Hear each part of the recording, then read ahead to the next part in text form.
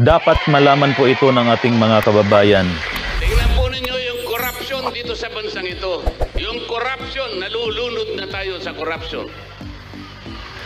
Magkano ang ginagasta ng ating bansa araw-araw? Magkano? How much does this country spend every day? Do you have an idea? 15.8 billion pesos every day. Magkano naman ang ating kinikita araw-araw? 11.7 billion pesos. So gumagasta tayo ng mas marami kaysa sa kinikita natin. Anong deficit? 4.1 billion pesos. Yan po ang inuutang natin araw-araw. 4.1 billion pesos. Or about 270 million pesos every hour. Bagsak. Magkano na po yung ating utang? 16 trillion pesos. 16 trillion pesos. Bigay ng akap. Akap dito, akap dun. Puro akap. Hindi po yan ang gawain ng House of Representatives. Hindi po yun ang aming gawain. Wala po kaming gawain na kami ang magbigay ng kung ano-ano. Tingnan po nyo yung ginawa nila. Tingnan nyo yung politika. Ang budget po na present ni Inday Sara, 2 billion pesos. Ano ang ginawa nila? Tinanggal po nila, sabi nila, hindi, gawin na lang natin 700 million. Kasi yung ibang budget mo rito, ginagawa na rin ng DSWD. Yung iba, ginagawa na rin ng DOH. Yung iba, ginagawa na rin ng CHED. So, para walang duplication, tanggalin na natin yan.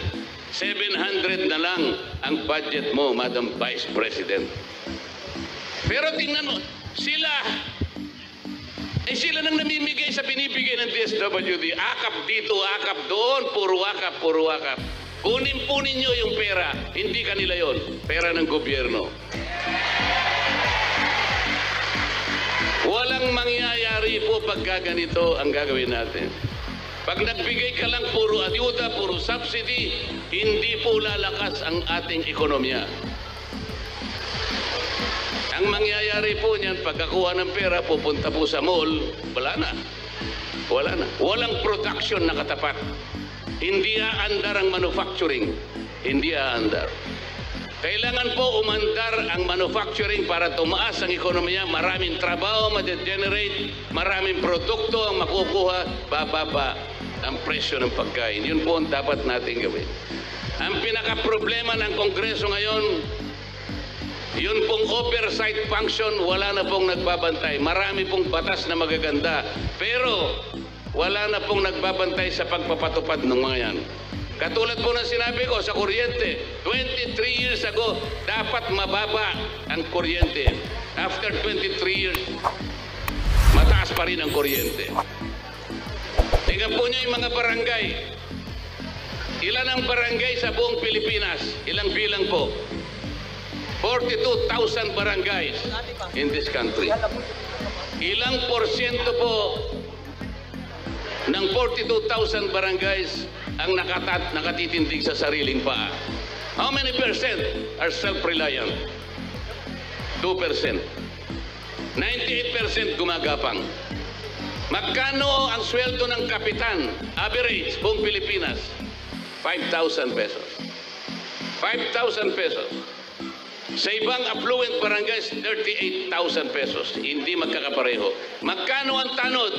800 pesos a month. Paano mabubuhay ang tanod? 800 pesos a month. 24/7 ang trabaho. Ito ang problema. Meron akong panukalang batas, ayusin sana natin ito. Sana yung agwat, yung layo ng kinikita between 5,000 pesos and 38,000 pesos, medyo mapagtikit lang ng konti.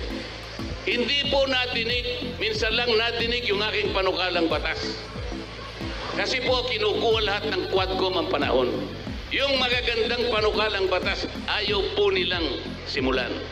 Ang gusto nila lamang simulan ay kung paano uusigin ang Pangulong Duterte at kung paano i-impeach ang Vice President.